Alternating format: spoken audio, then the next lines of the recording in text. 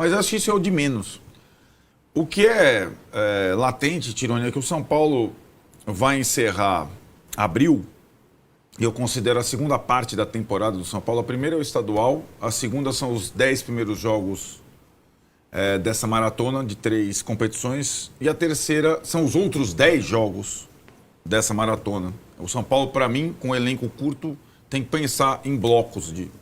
Ele jogou o estadual de uma forma ruim, sobretudo na semana de Brasília, mas não foi um desastre o tempo todo.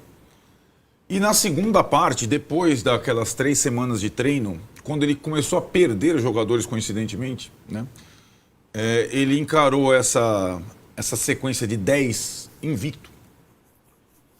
6 empates, 4 vitórias, sendo que nas últimas 5 partidas, 4 vitórias, as vitórias mais recentes, com vários jogos fora de casa. Então, o time que não perde não tem crise, né? É o único time do Brasil que disputando competição internacional, brasileiro e Copa do Brasil, está invicto. Não perdeu, né? A última derrota para o Palmeiras lá no pênalti do Vitor Roque. E nessa sequência de 10 partidas, uma coisa acho que não mudou. A aplicação do time, a entrega e as soluções novas que o técnico tem que encontrar a cada jogo. Porque a cada jogo ele perde mais. Ontem foi o dia em que o São Paulo esteve mais desfalcado no ano. Entrou com 9 desfalques, os 2 recentes, o Ferreirinha e o Igor Vinícius. Então, o Igor Vinícius não é titular, era titular no início do ano, mas não vou nem considerar o Igor Vinícius, vai. E o Henrique do Carmo, esse não considera, o jovem, está machucado também, mas 7 jogadores, 7 dos 9 titulares do time do São Paulo. Não é qualquer coisa. E ontem o Alan, né? E o Alan ainda sentiu no final, tomou uma pancada no tornozelo, não se sabe ainda a gravidade, pode ser o 10º, mas sim, já tem a questão das suspensões, tem 2 suspensos contra o Fortaleza. No Brasileiro você vai juntando as suspensões, então é capaz o São Paulo contra o Fortaleza ter menos 12. E assim está indo o São Paulo. E não está jogando mal. E não está perdendo. Então, não tem motivo para ter aquela histeria que a gente... Maritacas. A questão interna, para mim, está clara, né? A coesão do técnico com os jogadores e também agora da direção. A direção percebeu que o melhor é se aproximar do treinador que tem encontrado soluções na escassez. E ontem, aí, indo para o jogo rapidamente, ele tinha poucas opções e talvez ele tenha pensado, sem o Ferreirinha, não faz sentido eu escalar ou improvisar alguém, ou lançar um menino de 17 anos que ainda não jogou e não aproveitar o Luciano no time titular. E ele colocou o Luciano no time titular.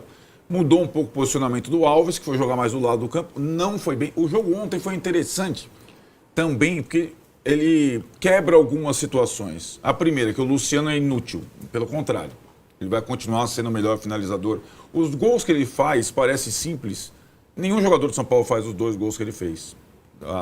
O requinte da finalização. Então, o Luciano não é inútil. Segundo, os moleques não são fora do comum, vão oscilar. O Matheus Alves ontem fez uma partida ruim. O Rian Francisco entrou mal. O Lucas Ferreira jogou bem de novo, mas ele cansou no segundo tempo, precisou ser substituído. Então, isso tudo é normal. Assim como algumas questões, o André Silva, que vinha muito bem, ele não é melhor que o Caleri. Ele é uma boa opção, mas ele não é melhor que o Caleri. Se o Caleri perde a quantidade de gols que o André Silva perdeu ontem, talvez, né?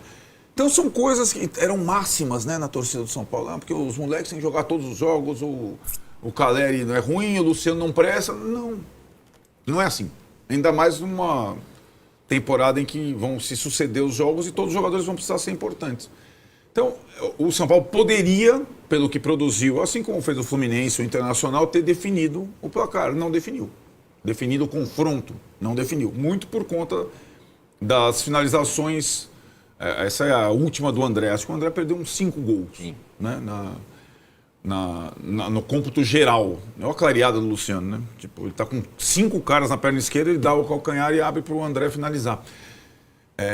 Não definiu o confronto, vai ter que jogar a Vera lá nos Aflitos na volta, que é um campo difícil, né? É um campo, é um caldeirãozinho. Se você vai trabalhar lá, você vai tomar choque. É.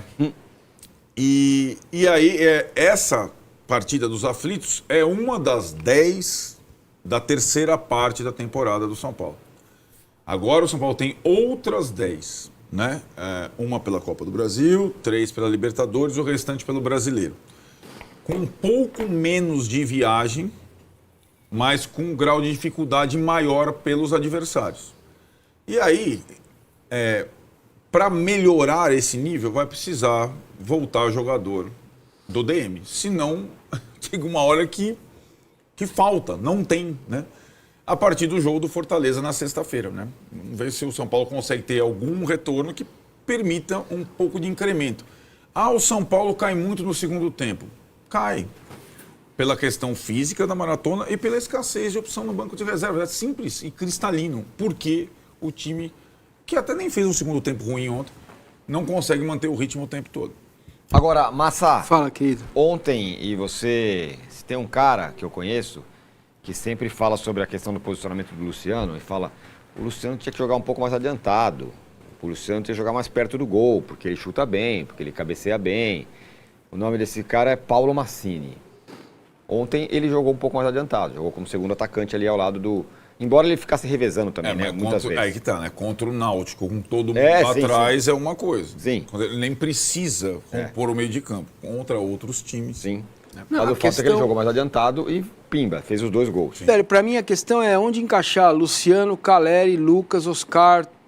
Não vai ter. Então, Caleri já não mas essa maldição que existe nesse país, que é titularidade. A palavra titularidade é uma coisa que é demodê, é fora de moda, é de outros tempos, é de outras vidas do futebol. É do tempo que se escalava Leão, Eurico, Luiz Pereira, Alfredo Zeca, Dudu, Edemir, Edu, Leivinha, César e Ney, de 1 a 11. E mesmo assim, esse time decantado jogou pouquíssimas vezes junto. Assim como o Flamengo, como com a seleção 82 do Tele. Exatamente, entendeu? Então isso fica para a história. Fica para a história, mas esse time, Palmeiras ganhou do Corinthians em 74, não tinha César e não tinha o Eurico. Quem cruzou foi o Jair Gonçalves, zagueiro, jogando de lateral direito. E o gol foi do Ronaldo, que não era titular. Mas tinha o Ronaldo, tinha o Fedato, tinha jogadores que entravam e mudavam o time naquela época.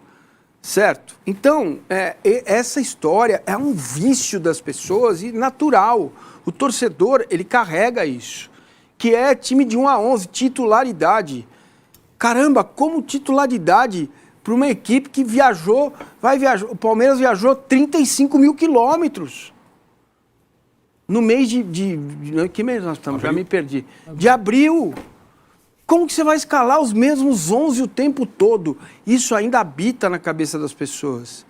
Por favor, você é muito inteligente, acompanhe o G4, reveja esse conceito. Nada justifica isso, nem o dinheiro que eles ganham, nem a idade que eles têm, são mais jovens, né? Nem o preparo, o aminoácido, a mamadeira que os caras tomam. Não se justifica isso porque o jogo mudou. Então, o Luciano é um cara importante para o grupo, acabou. Ele vai ser útil? Vai. Ele vai entrar e vai fazer coisa boa? Vai. Ele vai entrar e vai perder gol? Vai. A mesma coisa o André. Se ele fosse o Ronaldo Fenômeno, ele seria o André Fenômeno, e não o André. Ele é o André, ele é um bom jogador. Ele é um bom jogador.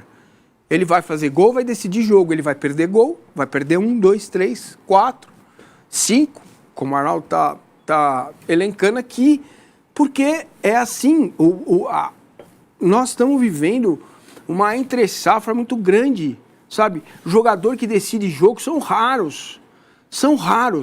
Quem decide jogo hoje é técnico, é estratégia, é preparo físico e qualidade do jogador sempre. Então, eu queria falar uma coisa só sobre o Juveldinho, não aguento mais falar sobre isso. Maritacas, prestem atenção. O Marcos Antônio era um jogador descartável no São Paulo. Era, né? Era. Sim. Não é?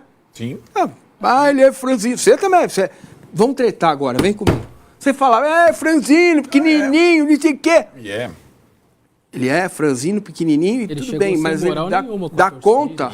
Esse é trabalho de quem? Jogos em casa. Esse é trabalho de quem? Meu? Do Arnaldo? Embora ele tenha falado, viu, Márcio? Só não perca o raciocínio. Ele tenha falado especificamente sobre o Marcos Antônio. Na coletiva eu vi. dando um mérito exclusivo ao ele jogador, mesmo. Óbvio. ao que ele trabalhou. E não assim, eu melhorei. É claro, mas gente, pelo amor de Deus, né? Então, o jogador melhora, o jogador evolui. Agora, você tira ele desse contexto, ele vai ser nota 5,5, 6, 6,5.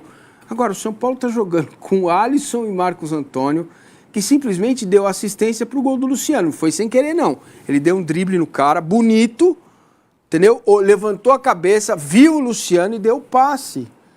Aí o cara que está vendo a gente é o cidadão, a pessoa, o querido telespectador, mas também contra o Náutico, mas também contra o São Paulo com um monte de desfalque, com um monte de jogador que são os melhores do time, muitos deles estão fora.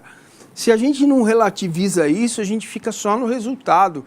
E aí a análise vai ser burra. Então, entenda o contexto das coisas. Entenda. Eu não sou gordo porque eu engulo ar. Eu não passo o dia inteiro assim, ó.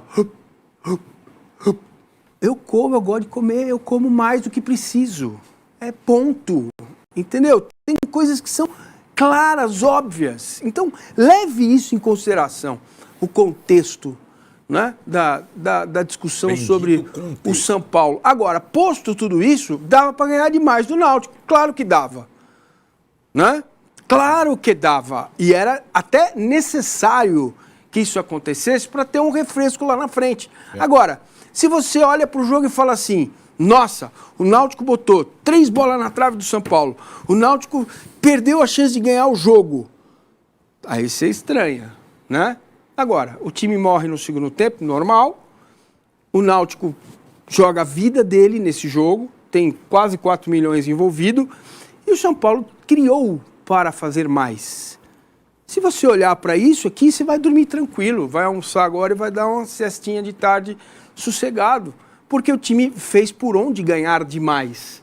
Não ganhou, porque assim é o futebol. Tem lá 2 traves, um travessão, um goleiro, né, que é irmão do Alisson, que não é um goleiro qualquer, entendeu? E que tem lá um jogador que decidiu o Campeonato Português, o Kevin. Né? Então, cara, olha para isso, né? E olha o macro para poder você entrar dentro da questão. Então tá aí, né, galera? Eu concordo totalmente com o Massini quando ele fala que é muito desfalque e tal, mas dá pro São Paulo ter ganhado demais pra ir mais tranquilo para pro segundo jogo nos aflitos. Não conseguiu, e aí a vaga, obviamente, com um gol só de diferença, o risco existe de ser eliminado. Então, no segundo jogo, o São Paulo vai ter que ir com força máxima, vai ter que focar no jogo, porque é 4 milhões que está em jogo e seria uma vergonha o São Paulo ser eliminado pelo Náutico. O jogo de ontem eu achei um bom jogo, podia ter ganhado demais, criou para isso, mas infelizmente não conseguiu. Mas mais uma vitória, né? O São Paulo chega eu acho que a 9 a 10 jogos seguidos sem perder. É realmente uma marca muito importante e as vitórias estão vindo agora, né? E agora é contra o Fortaleza no Morumbi, no Brasileirão. Então vai ser um jogo duríssimo pro São Paulo, mas essa vitória é muito importante, pelo menos para sair com um gol de vantagem, né? Eu sei a opinião de vocês, eu acho a vitória magra, poderia ter sido demais, porém é uma vitória. E nenhuma vitória é descartável aí, na minha opinião. Não sei a de vocês. Comenta aí embaixo aí o que vocês acham dessa vitória aí. Se inscreve no canal, galera. Deixa o like, comenta sua opinião para chegar para mais São Paulino, ok? E o YouTube recomendar. Valeu a todos, esquece para pôr Sport, link aqui na descrição. Tamo junto. E qualquer novo vídeo a gente vai fazer um react aí do próximo jogo já contra o Fortaleza. Valeu? É nóis!